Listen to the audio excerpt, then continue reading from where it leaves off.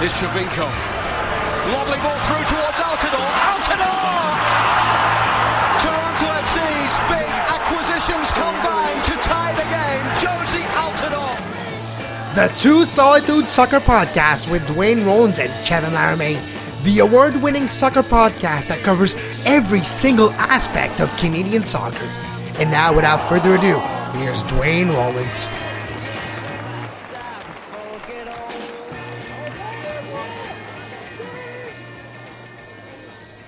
There was a boy from Scarborough, and DeRo was his name, oh. DeRosario, DeRosario, DeRosario, and DeRo was his name, oh. Welcome to the Two Solitudes podcast. On the week, Duane DeRosario, the all-time leading scorer for Canada, for TFC, one of the all-time great MLS players, arguably one of the greatest Canadian soccer players of all time, officially announced his retirement, and we're going to dedicate a large portion of our show today on Duane DeRosario's legacy, on both the pros and the cons. We will talk about Miro. Don't worry, haters. We will talk about Miro, but we're going to talk about DeRo too. A little bit of balance here on the Two Solitudes.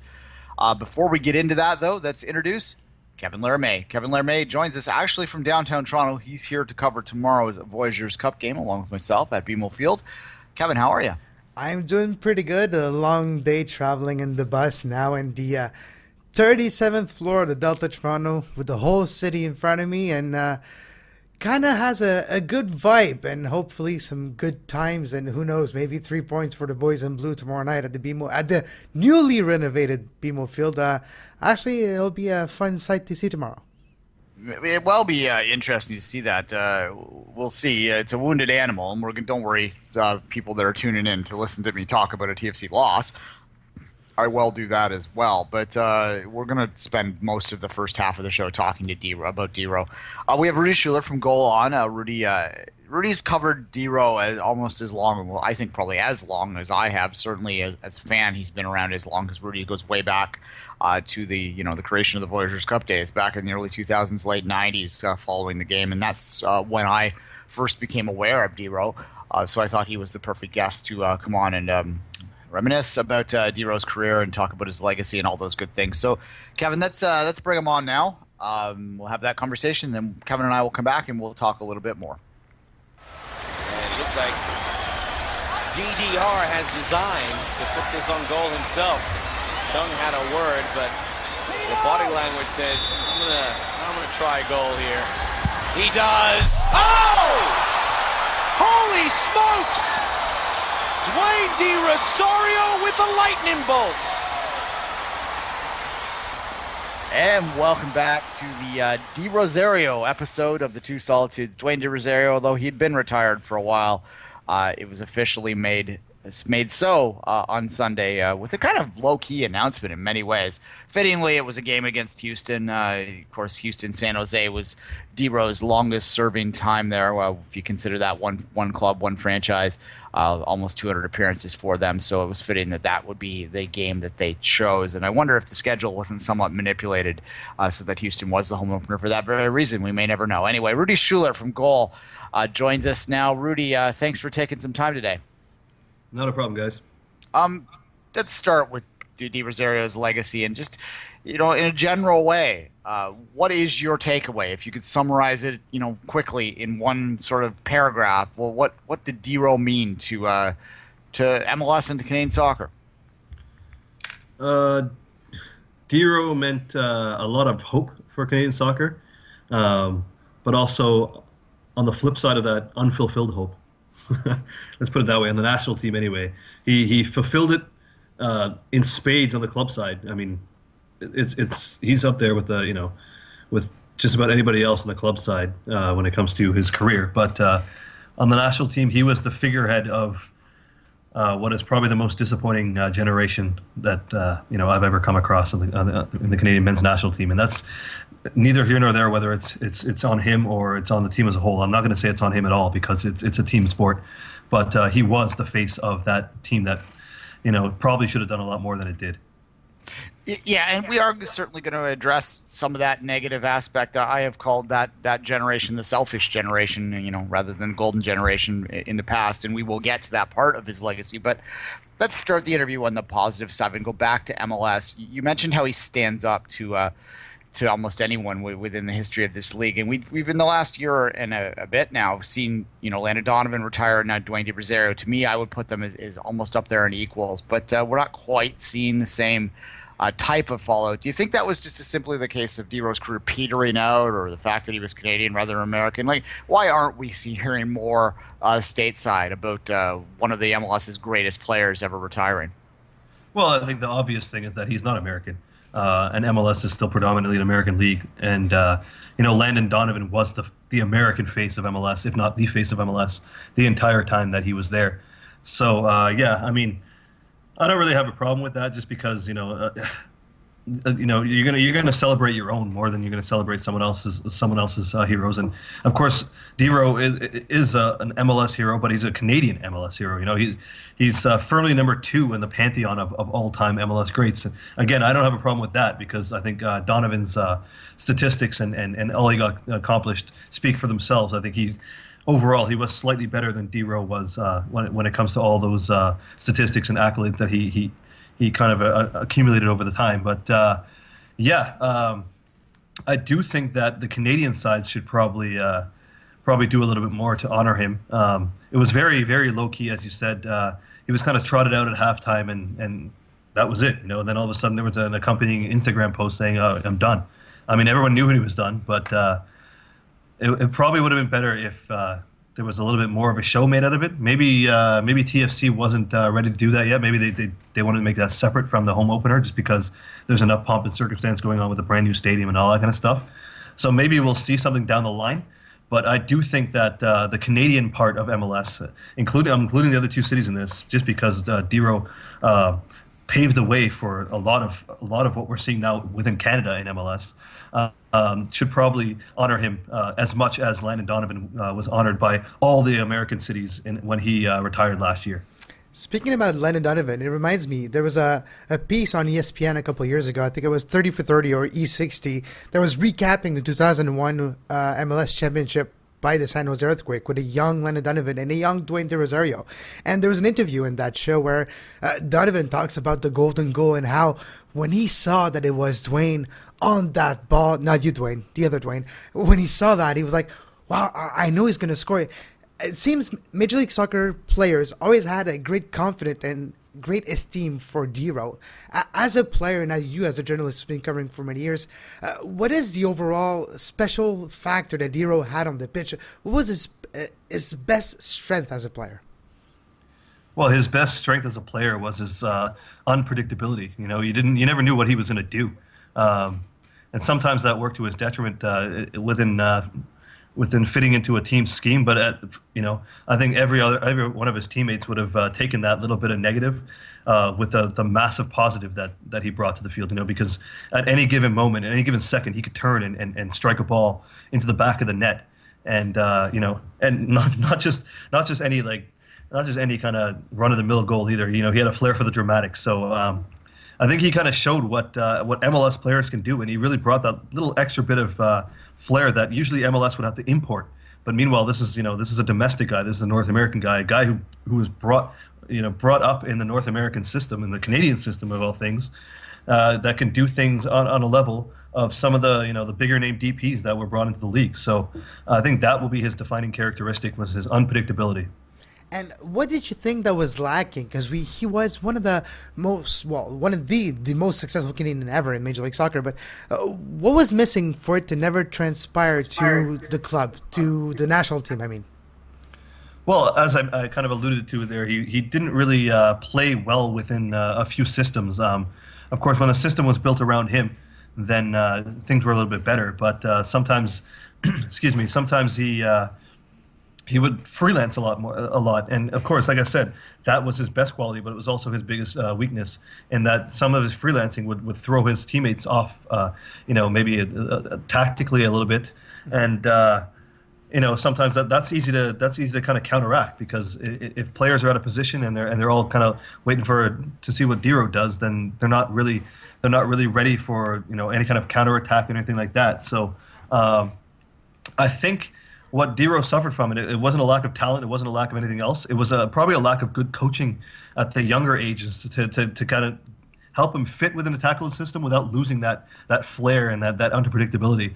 So I think that's what his biggest hindrance was, and I think that's what actually kept him out of Europe. Would you just sum it up quickly, Duane, just by maybe saying when he had freedom, he was able to become the artist that we know on the pitch, but when it was too much structured, he could not express himself.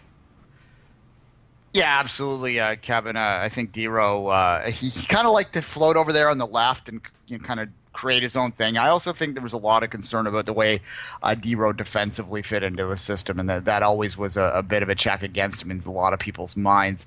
I guess we can use that as a bit of a segue into the, we'll put DeRo aside, Rudy, and we'll talk about Miro for a couple of seconds here. Is that criticism, that flippant sort of Miro criticism, fair? Yes and no. Seeing it from Di Rosario's perspective, he was almost constantly passed over as maybe the highest paid player on his whatever team he was on, despite being, if not the best producer on the team, at least top two. Of course, speaking of TFC, he was head and shoulders above everyone else when it came to producing goals and assists and all that kind of stuff during his tenure with TFC. And of course, his good buddy Julian de Guzman was the one getting the DP contract. And then of course Mista comes over and does absolutely nothing and gets $900,000 for a half a year, mainly just vacationing over here in Toronto. So from the player's perspective, I can absolutely see why he felt undervalued. But from the fans' perspective and the people who called him Miro, I can also understand their frustration in the fact that he did renegotiate his contract a number of times with MLS and with TFC, and assumingly in good faith, and it still never seemed good enough for him. He still needed that DP tag and that justification. That validation from the teams, and it became a little bit of a distraction until it became a much bigger distraction, of course, towards the end of his tenure within Toronto.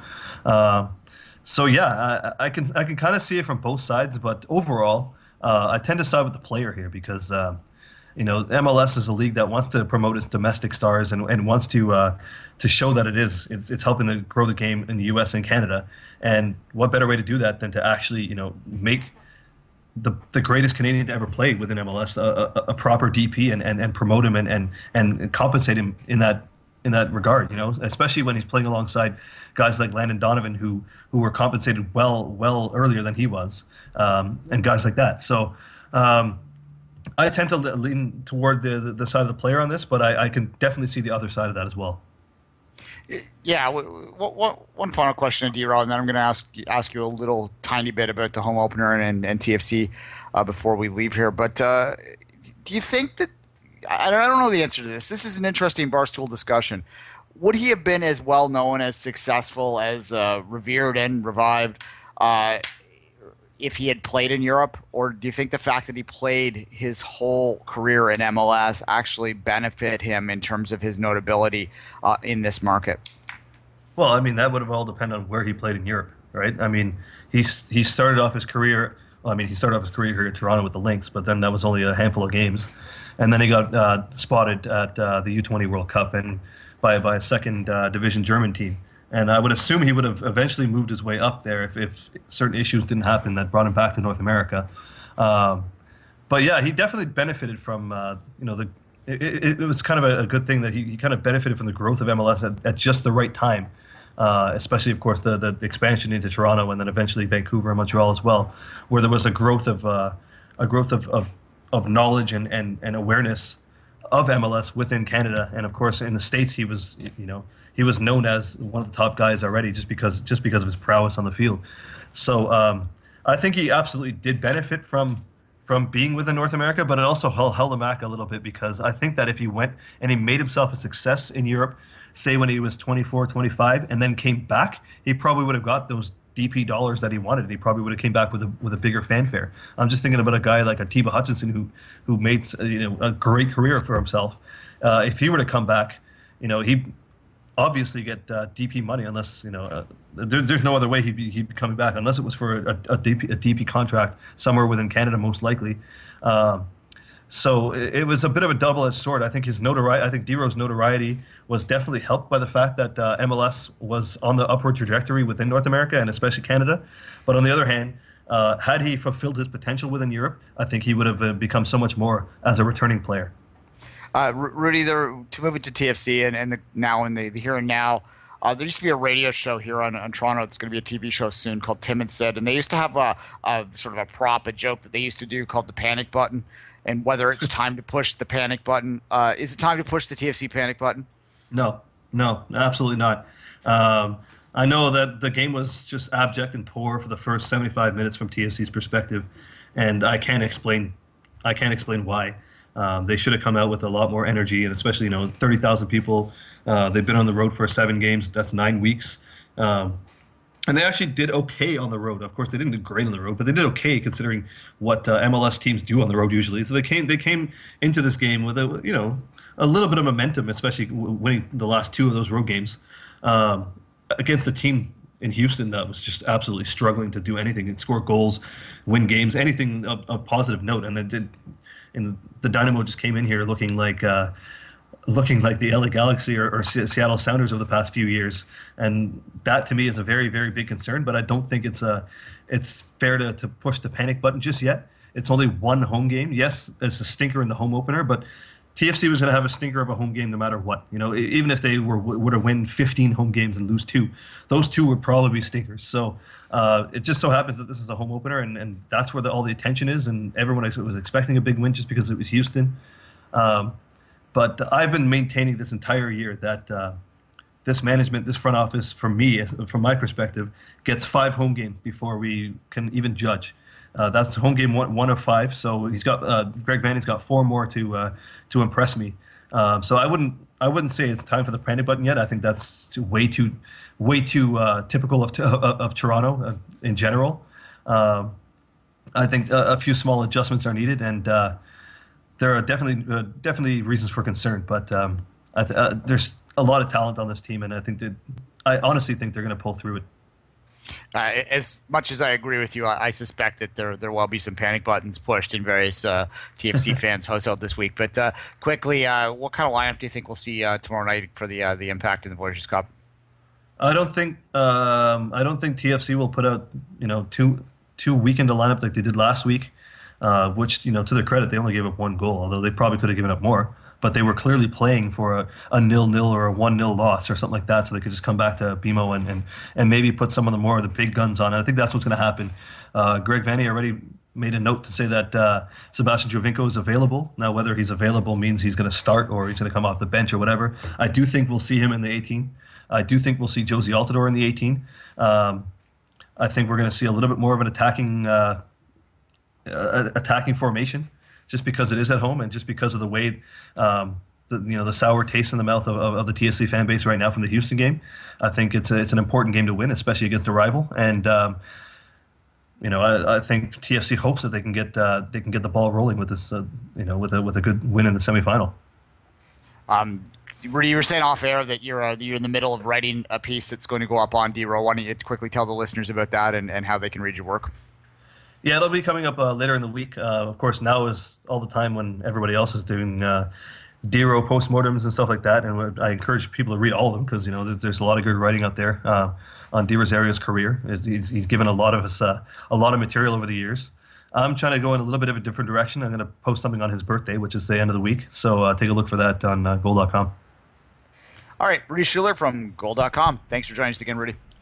Thanks again, guys. Thank you, Rudi. With a 1-1 lock at the end of regulation, the 2001 MLS Cup headed into sudden death overtime.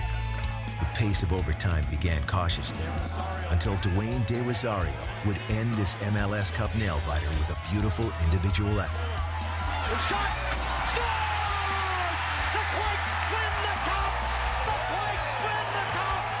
De Rosario, a golden goal! If anyone was going to score that goal, it was Duane. And looking up as the long ball came, I was so happy to see it was Duane on it, one-on-one with Danny, and you just felt he was going to make something happen, and it gave me chills sitting here, and it's, 6 years later. That's, as a kid, you grow up, you dream about playing at the highest level. You dream about playing in a championship. You're playing with your friends, you make the noise, and now you're actually living it. That was a dream come true for me. That's the best words that I could probably use to describe it. 2001 had seen the rise of a new crop of young and talented MLS stars.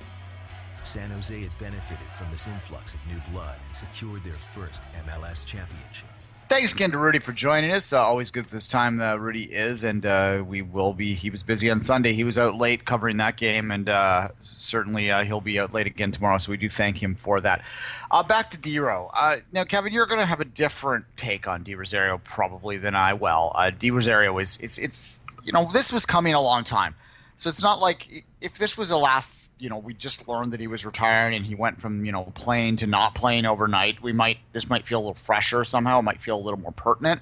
But the fact that he's basically been retired for months now and they just didn't make it official until yesterday, or till Sunday, pardon me, kind of takes a little of the sting off. But this is a player that has been so directly associated to my following from a personal level, my following, my reporting on, my talking about MLS from forever, since the time I discovered the league, that it is an emotional thing to know that he's gone for sure and he's done for sure. So, I'm not going to say that I'm sitting here sad or broken up by it, but I certainly do recognize the value and the importance and the loss that we have now for DeRo, especially the early part of DeRo's career. A lot of the Miro folks, they really came in. And this was with all due respect to those listening out there. Most of them that have the Miro perspective weren't around in the early 2000s, weren't there for that hope that built up that Rudi talked about for him. Like the 2001 in San Jose, like that is probably an image that sums the beginning of his career, right? Great flair on the pitch with great result coming at the end of the season. Yeah, and we have that clip running in this show too. That he scored the golden goal back when they had a golden goal in 2001 to win the MLS Cup. He scored the MLS Cup winning goal twice. He was the MVP.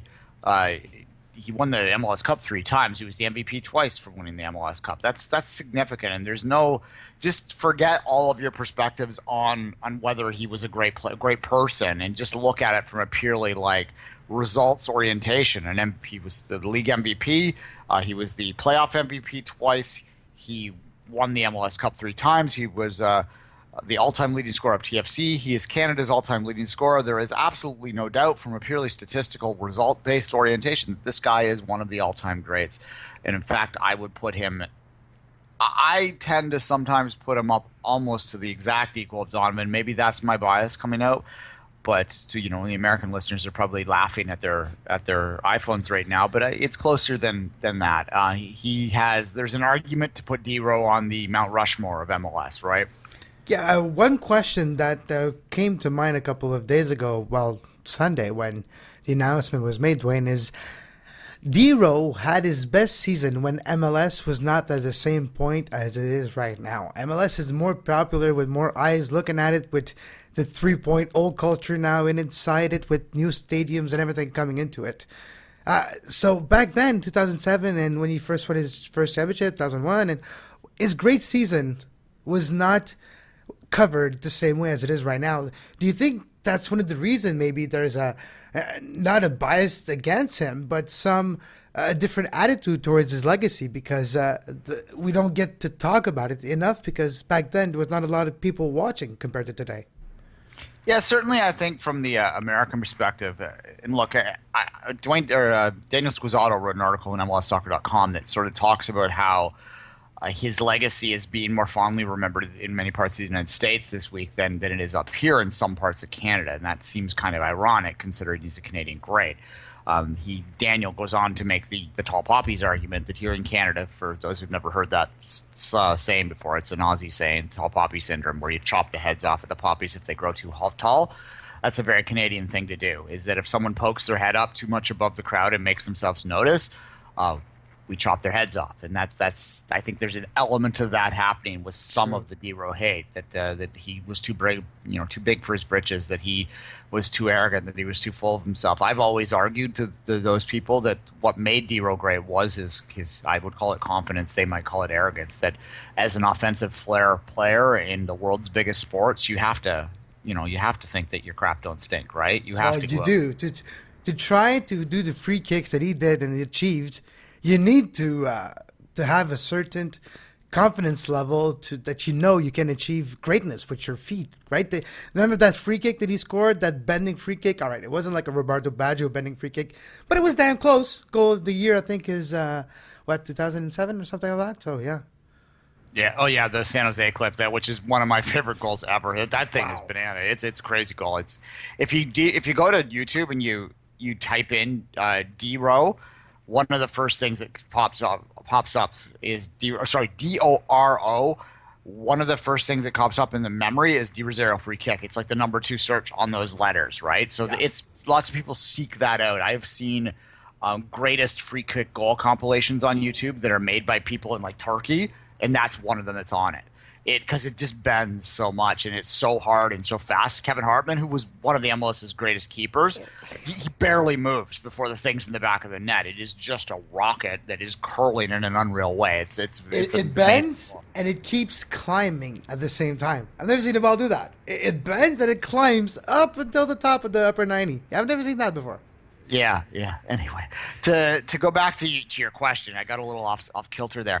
So I think that in the American perspective, had he been doing those kind of goals, the last couple of years, there would be a lot more MLS soccer articles out there right now. There'd be a lot more chatter about DeRo's retirement on the MLS podcast, the official ones anyway, out there than we're seeing right now. But because his peak years were before the massive media attention around there, there was no MLS Live necessarily back then. So people weren't seeing out of market games. There was no extra time radio. There was no coverage that we have right now. There was MLSsoccer.com, but it wasn't what it is today. Yeah, that and big soccer basically where you were getting the conversations, right? So that certainly does play a role in younger American fans, like maybe a fan in Seattle that never really came. Yeah, Blogspot and Around the League were the big thing back then too, right? Yeah, absolutely. That they might not remember DeRo at his absolute best. Although that said, we're talking about a guy that won an MVP in his 30s and not too long ago. So that is why you're still seeing it. That he's still remembered as a great player. His career did fade away though. He was a player that had to be dragged into his retirement. He didn't want to go. He didn't go easily. And some people might say he should have retired a couple years ago. It's easy to say when it's not yourself in that position. Yeah, everyone does it differently. Everyone does it differently, and I think De Rosario, it's how he did it, how it felt right for him. So, he's got his ambassador role with TFC now, and I think we'll see that's kind of one of those roles that it's going to be as much as he wants to make it, right?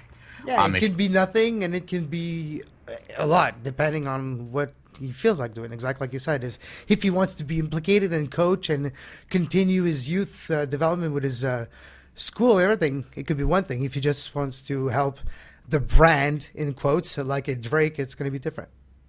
Yeah, and his son is actually on the TFC U12 Academy team. So there is a De Rosario where there is still a TFC De Rosario rolling around. I don't know if he wears 14 or not. I was going to say, is it number 14? Yeah, but he is there is a DeRo still in the system, so there's always that to look forward to. In a couple years, when people start begging for him to be in the USL team, that'll be something to see. Well, probably his last really highlight as a player was a couple years ago.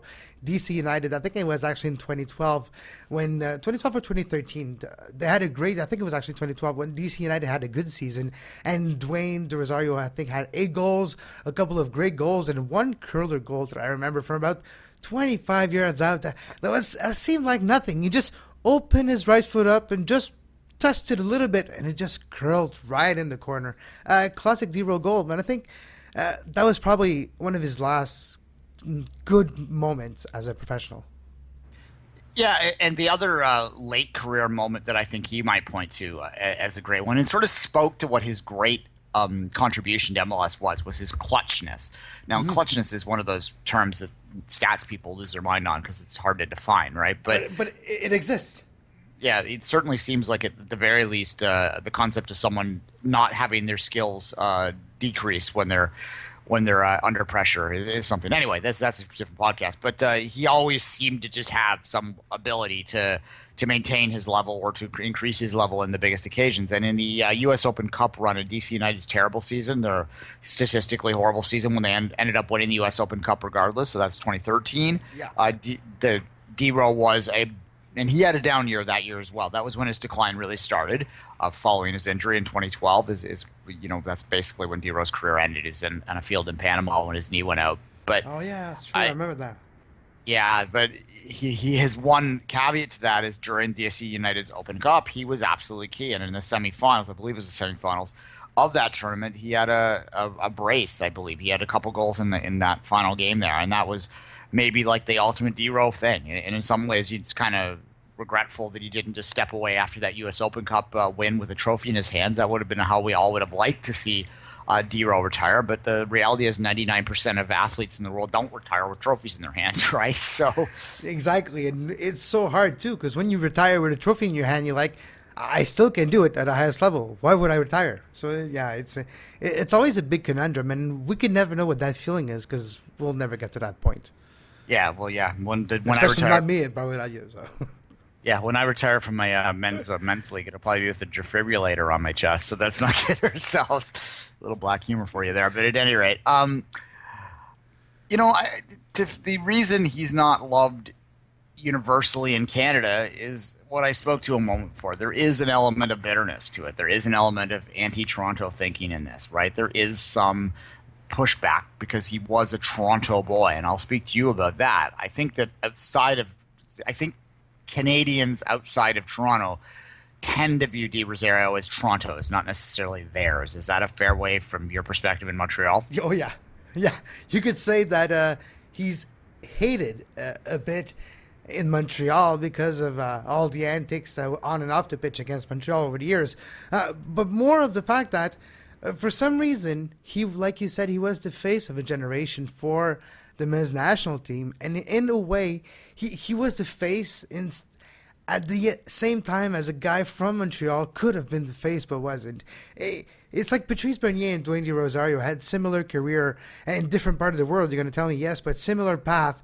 Then in the national team, there was always a divide between not necessarily those two players personally, but always a divide from the provenance of the actual players, and it created weird atmospheres and weird playing situation with the men's national team. And for that reason, there was never a real following in Montreal for the Canadian men's national team. Yes, there's a few.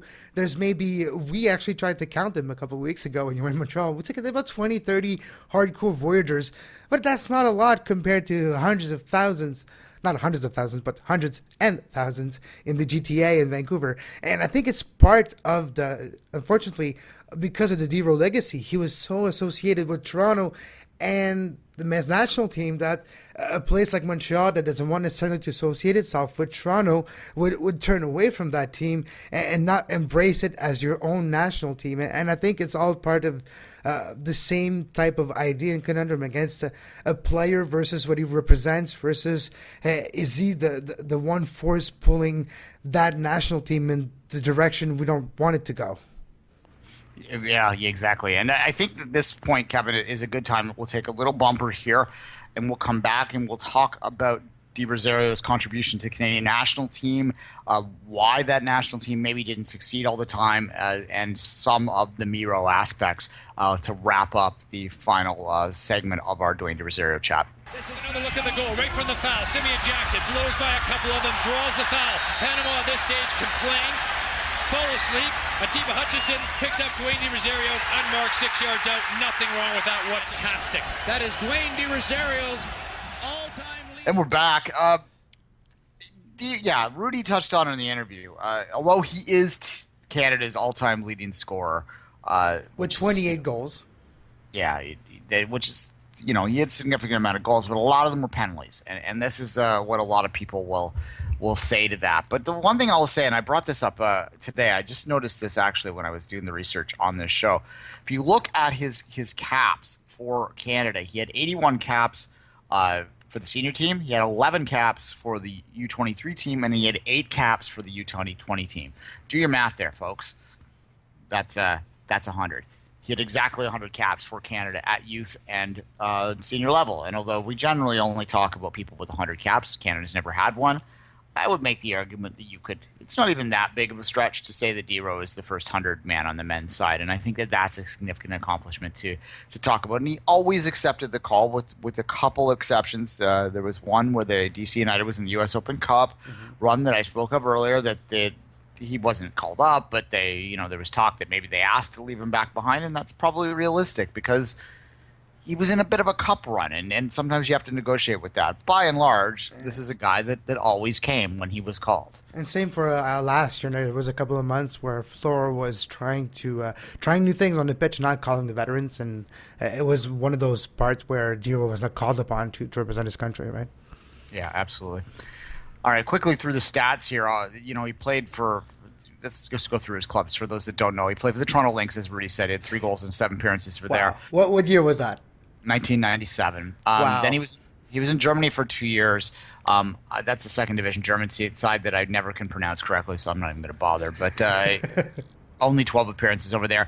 For those that don't know, one of the reasons DeRo came back is he found the racism that he was dealing with in certain aspects of his German career to be unbearable. So he simply didn't want to do that. When he came back in 1999, the only place, this is back in a much smaller MLS era. We're talking MLS 1.0 at the time that they're retracting teams. Like DC, Chicago, San Jose, Galaxy, that's about it, right? New York. Yeah.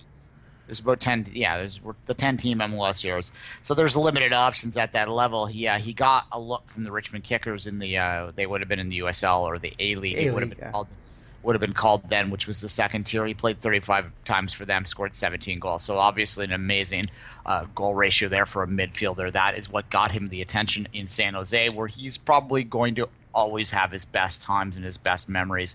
The San Jose Houston years. He is every bit as much of a legend with that franchise as he is with Canada or TFC. In some ways, maybe even more. Him and the San Jose Blue and the Houston Orange are what Di Rosario was. He made 186 appearances for that one franchise, 2 cities. He scored 51 times during that time. So that was a significant time for him. He then, of course, went to TFC for the first time. 57 appearances, 27 goals. His final goal for that TFC that era was involved him signing a check. I believe that was his final goal in the stands, and we all know about that. And maybe we'll run the clip out of that one. But went to New York from that. Only played 13 games before he was traded to DC United. DC United, he caught fire one day. That was a weird year. Just before you continue, he was one of the leading scorer of the league, and he gets traded. That was a weird year in MLS. That was 2012, 2011? Yeah, 2011, yeah. 2011? And he played with Henry, and Henry called him the best player he'd ever played with in MLS, and I think that's a significant a bit of praise there right there. Red Bulls to DC United, then, of course, back for the final 19 games with Toronto. Oddly enough, he scored his last ever goal against the Wilmington Hammerheads in an exhibition game. That's an interesting little sidebar on his career. At any rate, that would have been last preseason, right? 2014 preseason. Was in the World Cup, right? They played out against them in the World Cup, right? All right. National team, though, to get back on that, the selfish generation, as I've called it, there was talk, and this is something that I've reported on. It's called Football back in the early days. I think it might have even just been on the 24th Minute blog before CSN.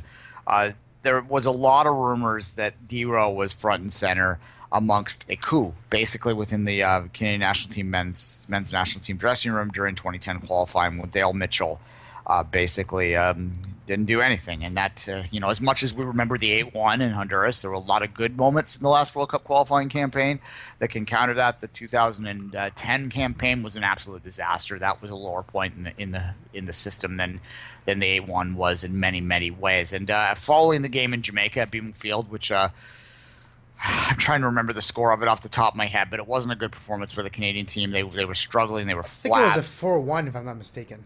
It wasn't that bad, but at any rate, Dale Mitchell was alleged, and I've heard this from many people, that when they came into the dressing room, Dale Mitchell disappeared into the coach's room for the entire 15-minute break.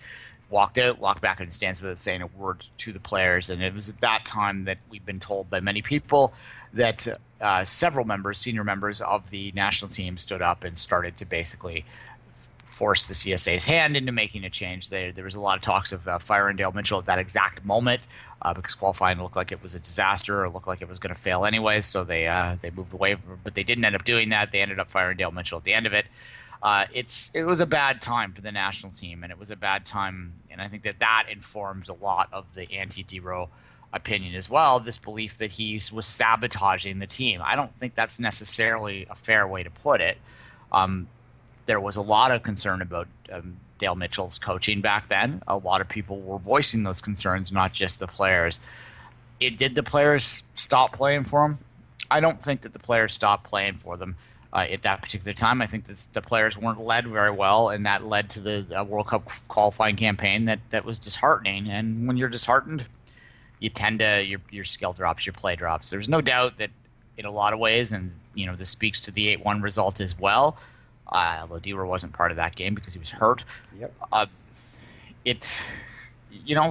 That's always, they just haven't had the heart to push through in a lot of ways, the national team over the years, and that's one of the complaints that I've had them multiple times. But I don't think DeRo necessarily represented that failure. He often got a lot of it because he was their leading scorer. But Duane de Rosario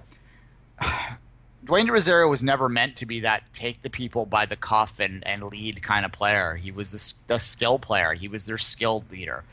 You need a Jason DeVos to counter that. You need a Jason I was going to say, he's your Scottie Pippen. Gladly, probably more talented, but he's your Scottie Pippen. He hadn't the shoulders to maybe bear the pressure like a Michael Jordan could. Yeah. You got to have different personalities out there in different rooms. I should note that DeRo, although it was in the early part of his national team career, was on the Gold Cup winning team. So he does have some success with the national team.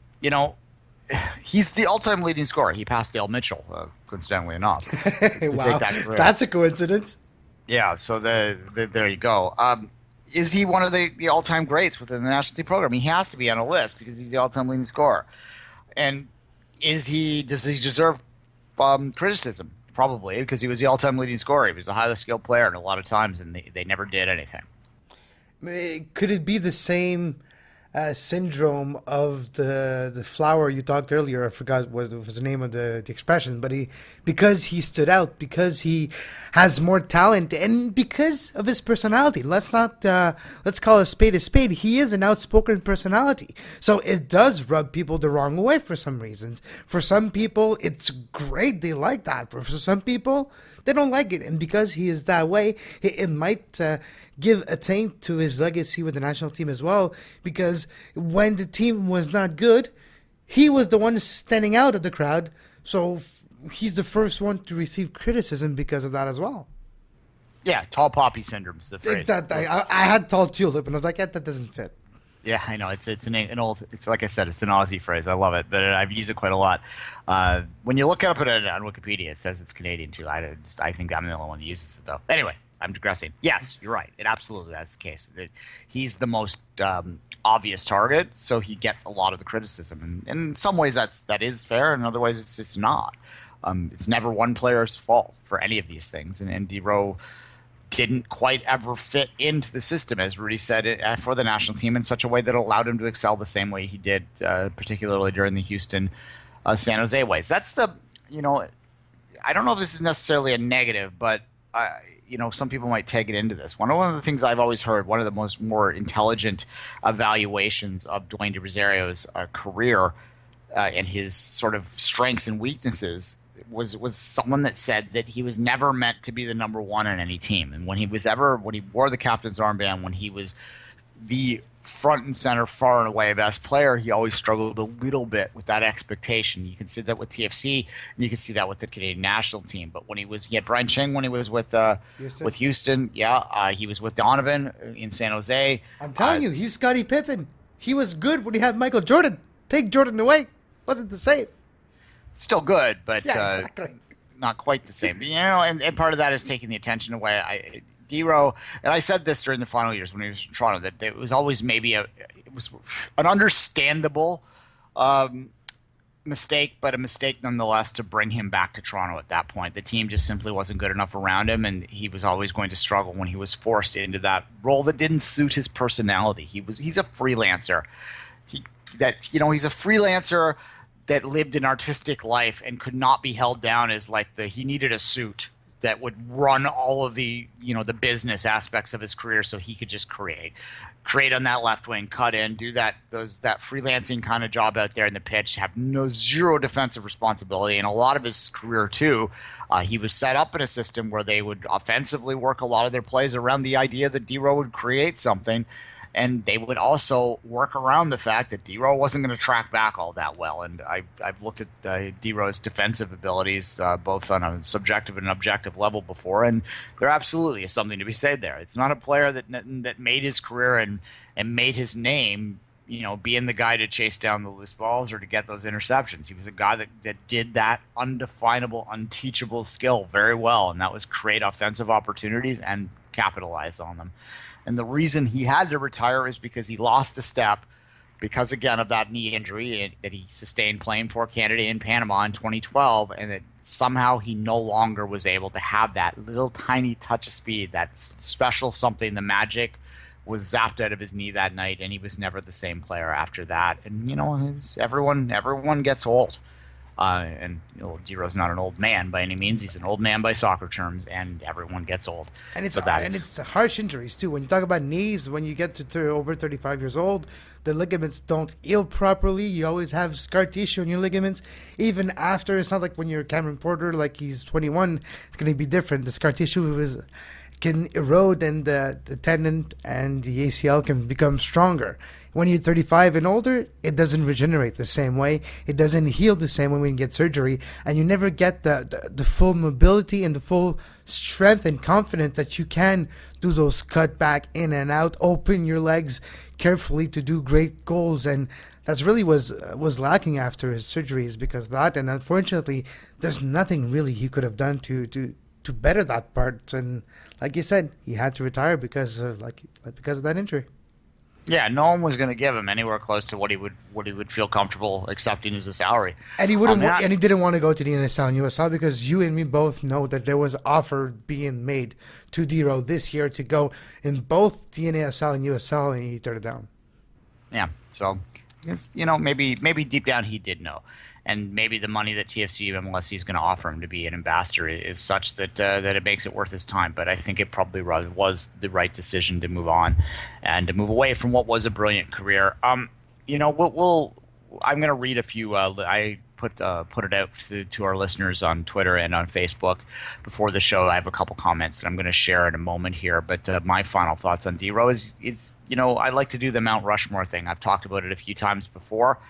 I think it's absolutely he would be on an MLS Mount Rushmore in my mind. I think he's every bit as important a player for a lot of different reasons. For a lot of years, DeRo was right there as one of the top names in that game, one of the most exciting players. He was played in an era when they needed all the excitement they could get because that league was on its deathbed a couple times in the early 2000s, and he played through that time.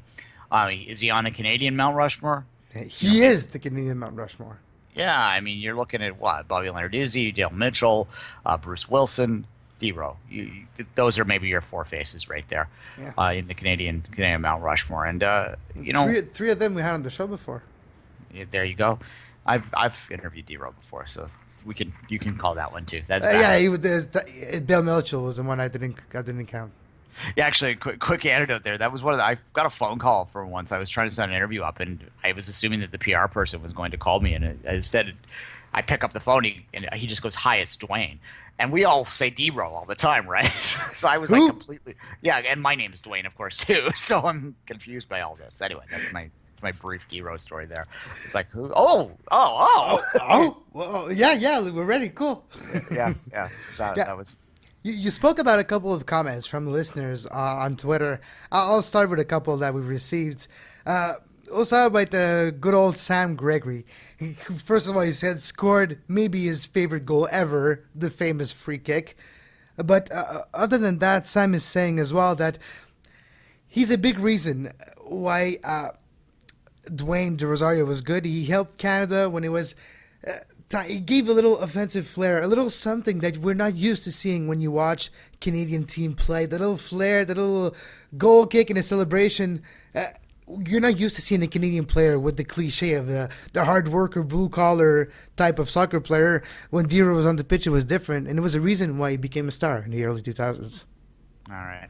A few from my Facebook here, and I'm going to start with a couple that were balanced but had some negative aspects, and a little bit of a not suitable for work warning here before I get these comments. Richard Barter, who is a TFC fan and a Manchester City fan as well, for the record, he wrote that DeRo was a shit disturber of the highest order for club and country, but an excellent player in his day. Steve Chambers, a great player and totally arrogant dick. Now, I'm going to go, now that I've said the two negatives, no one says I'm not balanced, I will read a couple positives. Our friend Steven Standor, who of course covered DeRo for a little bit, went on to tell this story that I told a minute ago about how Henri called him the best player in MLS, and I think that says something, which is what Steve says as well. And then he goes on to write, I think the selfish take is unfair because a lot of MLS players look up to the likes of DeRo and Camilo for trying to open up what was a very closed market. He's referring to the Czech signing there. I always find it difficult to criticize an MLS player for not being loyal to a team when, in fact, his contract says he needs to be loyal to the league as a whole. Brian Ching without DeRo? Meh. MLS has had many, many one or two great year players who then fade into anonymity.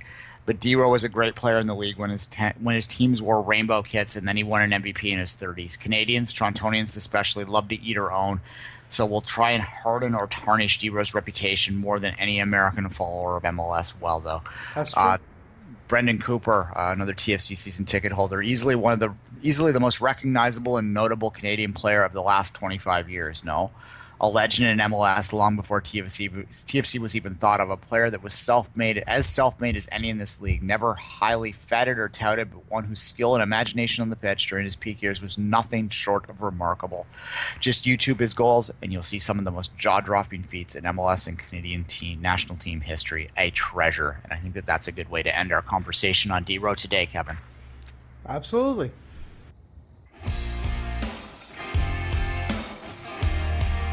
The Canadian Review on the Two Solitudes Soccer Podcast.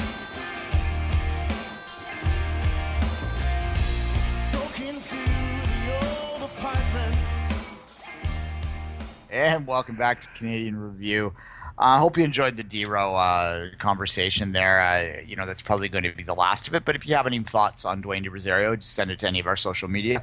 At 24th Minute, at Kev May, at Two Solitudes Pod. On Facebook, you can get me under my name. Do we have a Facebook page for Two Solitudes, Kevin? We do, Two Solitudes Podcast. All right, well, you can put it there too. And if you have a longer thought than 140 characters, you can always send us a detailed email to solitudespodcast@gmail.com. All right, so on that note, we'll leave the career and legacy of Duane Rosario behind and focus instead on the NASL real quick. Two results this weekend. The Cosmos handed it to FC Edmonton, a bit of a disappointing thing there, although Edmonton got a couple goals. 4-2 was the loss there. Cosmos are top of the league in the spring season. They've almost clinched it. Kevin and I were talking off air about how it's a little bit silly that there's only 10 games in the spring season, so we barely started and we're almost in the home stretch here. And to be fair, we're saying, yay, we're the best of the 1/3 of the season in an unbalanced 10-game schedule. Yes. As much as the NASL wants to use semantics to get around the fact that it's a playoff league like every other North American league, because the NASL prides itself on being like the world. Playoff, calendar. you said? Yeah, they call it postseason. And really, although you are the champion of their quote-unquote spring season, what it is, the biggest thing that it's worthwhile to these teams, I almost guarantee you, is the fact that it gives you one of the 4 postseason bursts. For those that don't know, there are 2 seasons in the NASL, the winner of the spring season and the winner of the fall season, which is twice as long as the spring season. Both get one of 2 playoff bursts. If it's the same team that wins both of them, then they will instead only get 1 berth, obviously, and then instead of having 2 wild card spots, is what they call them, it will be 3. And the wild card spots are the total standings over the course of both the spring and the summer season. So really, they're just awarding a playoff spot to the team that's on top after 10 games is kind of how this is, and then taking an extended break in the middle of the summer for some reason. Hopefully one day they'll just stop this and just play a full season and like everyone else and have 4 teams in the playoffs, because that's how North American soccer works. But that is me getting off my soapbox now. Well, just you remember, it's because of the Cosmos, the team that just beat Edmonton. That's the reason why it's that way, because when they came into the league 2 years ago, they were not ready for the beginning, but they didn't want to wait for the year after, so they changed the schedule accordingly. Since then, it's stayed that way. And last year, the attendance, someone looked at the attendance, and there was about a 10% drop in attendance when they started the fall season off in the spring season, because they lose all their momentum. Yeah. And they're losing a lot of home summer dates. And like it or lump it, folks, in North America, soccer is a summer sport. We associate it with going out on nice summer days and watching. And it doesn't necessarily work that way in the NASL completely. Now, there are some exceptions to that. Some teams, do better in the fall and the spring than they do in the heat of the summer, and that's fine. But you can't just take a break in North America. The game's just not quite there yet. But at any rate, getting a little off kilter. Ottawa Fury, a nice result. Tampa Bay, a 0-0 tie there. And as I just mentioned, the way that the play at postseason, I'll try and get that right. The way the postseason works for the wild card spots is it's your overall cumulative record. And although both FC Edmonton and Ottawa are near the bottom of the standings in the spring season, they're both fairly close to that final playoff spot, play whatever spot.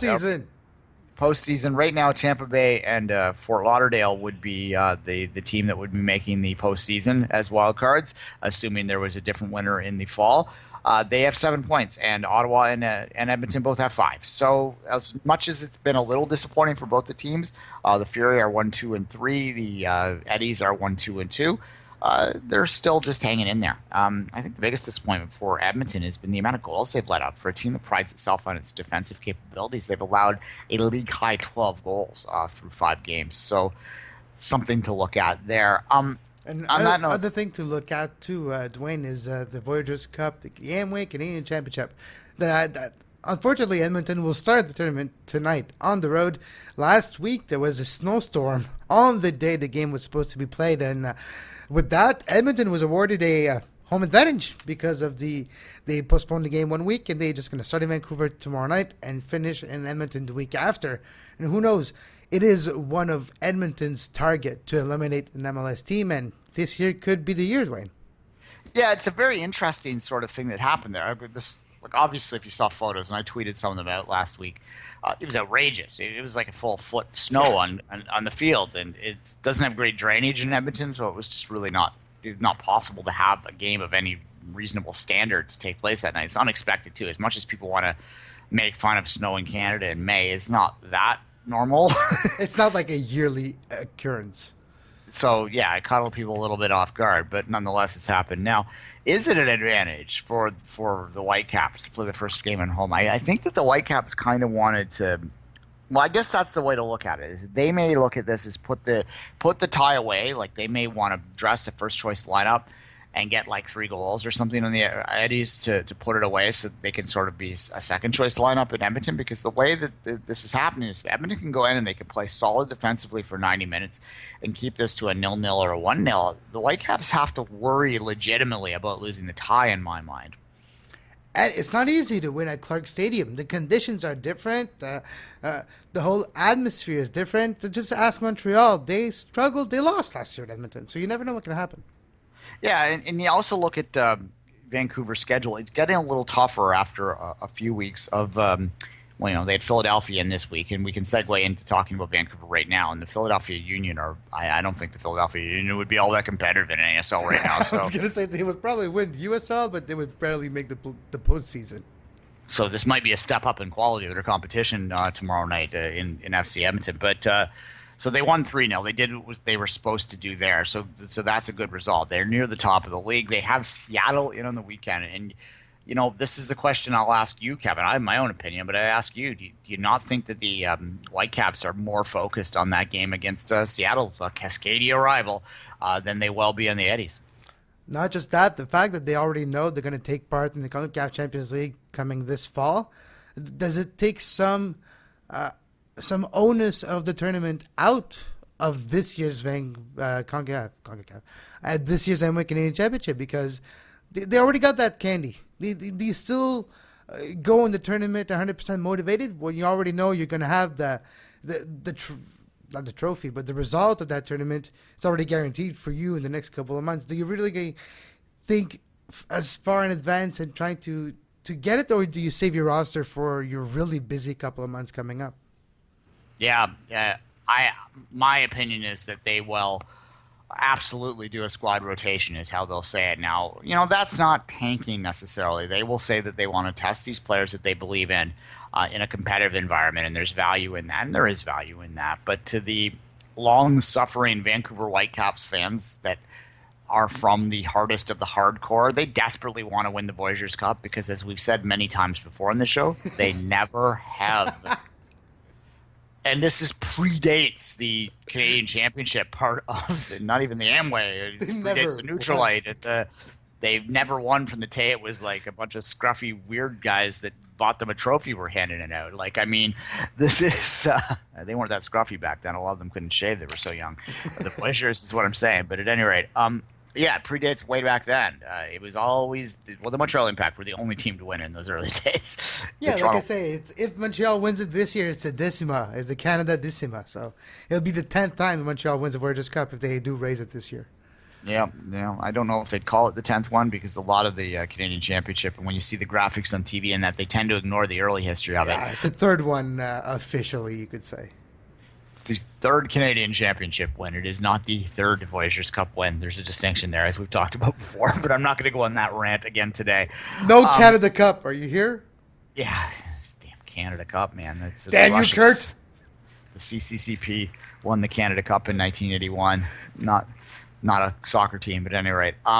It's my second CCCP reference in podcasts in the last 2 weeks.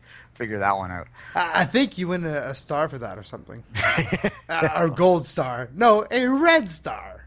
I see what you did there. All right. I think we both agree that the Whitecaps will probably rest a lot of players. Here, I'll go on a limb. I think the Whitecaps are going to get eliminated by Edmonton. It wouldn't shock me either. I think I said that last podcast too. Anyway, we'll see. We'll leave it at that because I don't know. Do you really want to break down 3-0, guys? They kicked their ass. That's my breakdown. That's my analysis of what the Whitecaps did to Philadelphia this weekend. When Darren Maddox scores a goal and Morales got a goal and assist and Rivera scores, when all your best players are implicated in goals and assists, of course you're going to win. Yeah.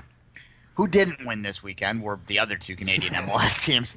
And so I guess we'll start with yours first because we'll end with the home opener and my thoughts there. What happened? It's got to be frustrating from a fan's perspective to, after all the success in the CCL, to just not be able to get it together on the MLS front yet. Are people starting to get worried there? Yeah, but people need to understand something. I saw that coming just because you don't play the same way in a home and away series that is a knockout type of game as you play in a league game. The sheer emotion, passion, the commitment of the players on every single effort, even though they're going to say it's the same subconsciously, it's not the same effort. You're not going to tell me that against Pachuca in dying minutes, every player was out there 100% passionate and committed to leave their limbs on the pitch if they have to, and it's not the same in Major League Soccer play. So I was expecting that, and that's one of the reason why I'm optimistic for Montreal for the Canadian Championship is because the experiences against America, Pachuca, and Liga Deportiva Alajuelense on home and away series will be translatable in a way to a Canadian Championship game, which is not the case in MLS. I don't know. Club America, TFC, there's a lot of comparisons there. That's exactly. When you go to Azteca and hold them to only one goal and you score on the road, BMO Field doesn't look that intimidating anymore. Azteca, BMO, Azteca. I just had a pop alert on my phone jump up. Canadian Championships, TFC, welcome, sense of urgency in Leg 2 versus Montreal. That was 3 minutes ago on MLSsoccer.com. Yeah, live update there for you. Yeah, at any rate, that said, I mean, what do we talk about the Portland game? They didn't really wake up until they fell behind by 2 goals, I think is a fair way to put it. Portland didn't look great either. Kind of a lackluster game in a lot of ways. And then suddenly Montreal turned it on and made for a very exciting 10 minutes. Now, Jack Mack's foul in the box is what a lot of people are talking about in Montreal, I'm sure. I think that we both agree, having talked about it off air, that disallowed goal for what would have been the tying goal at 2-2, although it was a nice build-up and everything was done well, except for the fact that Jack Mack appeared to think he was in an MMA ring, arena at the end there. Well, when you watch a replay, the thing that caught our mind, that caught our eye at first, is when we see those type of replays, we look for the offside because you don't know if it's a foul or offside. There's confusion. So like, he's not offside. That should be good. Then you rewatch carefully. Like, yeah. Oh, okay. That's why. Yeah, it was a pretty bad push, and anyone who, and again, you're right, absolutely. I was watching it going, well, why is that not a goal? Like, I don't understand. Oh, exactly. You need to watch the second part of the replay where they show the whole goal. Yeah, guy being mauled chopped into the back of the goal. Yeah, you can't do that with defenders. That's illegal. So, however, you've got to take some pleasure of those last 10 minutes. I mean, it was a nice 10-minute spell for the Impact, but when DeRo came on the pitch, everything changed. As much as we want to blame DeRo for a lack of finish and a lack of result when he's alone in front of the goal with the ball, he puts himself in such dangerous position that teams don't know how to react to his pace, and it's always that panic button, and he creates that moment of panic and uneasiness with the defense that if he could finish, Montreal would be undefeated, but it still brings something, and when he comes on the pitch as a sub or as a starter, he brings something to the table. Yeah, I wonder whether Montreal, especially in the road, and we'll talk a bit about the difference of how teams line up at home and road when I talk about the TFC lineup and how TFC, my theory is, and why TFC struggles at home sometimes more than they do in the road, and I think the Impact has a certain play in there with that as well. If you just stick a DeRo up top by himself and let him run, occasionally put the ball out long, it's not a pretty style to play. Piatti, you could play a little bit back more in the central role there and just sort of I would view Piatti on the left. That's where Piatti's thrived in his entire career. And he's a little bit of a DeRo. What I mean is what we talked earlier. When he has freedom and he has some, he's an artistic type of player. And when he can express himself on the pitch, he's more dangerous. When you put him in the middle with the onus of creation in the play, he doesn't have that same freedom. And you can tell if you look at the game against Houston last year, where he scored 2 goals and created a lot of chances, he was more on the left of the pitch. And I think that's where they need to put him now, too. Yeah, something that recognizes that maybe the Impact's greatest strength, like they played in the CCL, would be to play MLS in the same way. Not worry about entertaining people, not worry about possession, not worry about not playing long balls. And there might be some fear to not play long balls. There is this fear, this like pretension, I guess, almost, to not play Route 1. There's room for all tactics, whether they be pretty or not, within Major League Soccer, within all soccer altogether. And I think to the Impact, if you have a DeRo speed up front, exactly, and without DeRo, Route 1 works. Yeah, you use it. You got to utilize what's strong for you. It wreaked havoc. We saw it ourselves, both of us sitting together, watching that second leg of the CCL final when DeRo in that first half was causing Club America like pure panic at times out there. I know we both joke that if they just would sit back and let him run, then maybe he'd blast the ball into Rosie, and he might. However, you can't really assume that a player's going to miss the net all the time because, was it a blind squirrel gets his nut every so often, right? So you have to. A broken clock is twice right a day. Yeah, exactly. So you got to defend that. So to me, that's how I would tactically line up with the Impact, is I would just let DeRo run. And as we said, with the 10-minute spell on the weekend, as we saw in the CCL final in the first half, that guy has found a home in Montreal, at least so far, in a way that he hadn't for a few other teams. Now, his biggest problem throughout his MLS career is what we just spoke of. He just can't put the ball in the back of the net when he gets in the opportunity to do so. But maybe it might work with Montreal if they're using him in that role. He certainly has seemed much more effective than he did in Toronto in his spell here last year with the Impact, and I think you've got to really play upon that at least right now, because Montreal's got some catching up to do. Yeah, they do. They're gonna have a lot of opportunity for that catching up to do. But I think you're right. Yeah, I think you nailed it. They need to find that identity, and that's where they struggle. Every league play that I've been able to watch this year from Montreal, they were trying to possess the ball, trying to create in the midfield, and they don't necessarily have the right type of roster to be effective and successful in that type of play. And sometimes, even if they think it's a step below, a step down to go to Route 1 or to go to simpler tactics or simpler formation of style of soccer, you have to go with what's efficient. And sometimes when you keep it simple, well, sometimes you score more goals. Yeah, absolutely. Speaking of the TFC, the simple factor is to bet against them at all times, and you'll make lots of money. I actually figured that out a couple years ago, Kevin. That if you wagered on a straight money line $100 every time TFC played against TFC winning, you would have been up. It was like I figured it out over the course of a year. You would have made like $5,000 in 2013. So at any rate, there's my betting tip for the day: bet against TFC. Always bet against TFC. Always bet on black, never on red.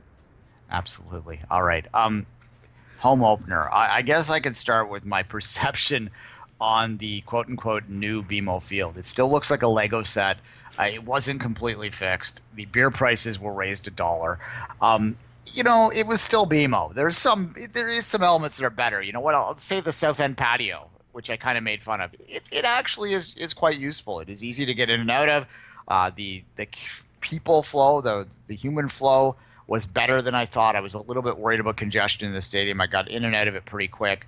I was both in the press box and I went down to my seats for a while so I could experience the whole stadium that day. So I'll give that a solid effort there. What I won't give a solid effort is what will probably be in there in a couple of years, and that's the Argos. For people that don't know, there was a Argos at a BMO sign that was hung. Tim Lewicki personally, along with security, asked for that thing to be removed and personally went up and told the people that hung it to remove it. They did so. MLSE made the cardinal error of the best way to guarantee that your negative image you don't want to see and get seen is to make a fuss about it. That removal of a banner was then featured on Primetime Sport, the nation's most listened to sports radio broadcast, on Monday night. So way to go, Tim. Thanks for the help in promoting the no Argos to BMO philosophy. So that's my negative on that is the security and the increase there. There has been a change in how the stadium has been congested. The other thing I'll say that's somewhat negative against this and stems from people that watch the broadcast on TV. It was both actually broadcast in the UK as well. I was talking to someone from over there that watched the broadcast on Sky. People that saw it here as well said the same thing, that the atmosphere at BMO seemed flat. And I can tell you why it would seem flat is because what they've done is they have made all of the more vocal support and moved it into one tiny little section of the stadium. The rest of the stadium is basically sitting on its hands because it's a Toronto hockey crowd in a lot of ways. Torontonians are they wear their traditional stuffy British heritage on their sleeve in a lot of ways, right? They don't necessarily get out and about and sing. Maybe you might get the odd Go Leafs Go or DFC, but you don't get a lot of. Yeah, that never happens. Well, it hasn't happened lately, but alas, or let's go Blue Jays, let's go Raptors. Well, that's why the Raptors crowds are so rowdy, is because it's not a traditional waspy kind of place in the ACC, whereas BMO kind of does trend that way sometimes. At any rate, no, but you're right. I experienced it in person last week in Montreal for the first leg of the Canadian Championship. For the first year, there's a second supporters group on the opposite side of where the Ultras UMO2 are, or the supporter section. So there's two supporter sections in Montreal, and being on the press box in the middle of the field, you can hear both, and it seems like the atmosphere gets better, and the rest of the crowd gets into it more because it seems like it envelops the whole stadium with two different noise, where two different parts of the stadium where noise come from, or where songs come from. And I think that's what you mean in BMO Field. If there was at least two different ends or two different sections that could be in front of each other, there's a certain chaos, but it envelops the whole stadium and it makes a different sound. Yeah, and for those that don't know, what they've done is they've moved Section 127, which was Kings of the North, formerly the North End Elite before that. They were sort of loosely affiliated, those two groups. North End Elite disbanded in some kind of fit a few years ago, but I leave that alone. They moved them to the South End. They used to have a group like the 109 Originals, they called themselves. They moved them to the South End as well. The only section that's not in the South End that's still supported designated is Section 111, which is a red patch section. 111 and 112 are beside each other, so it's practically in the South End anyway, just with a little gap in there.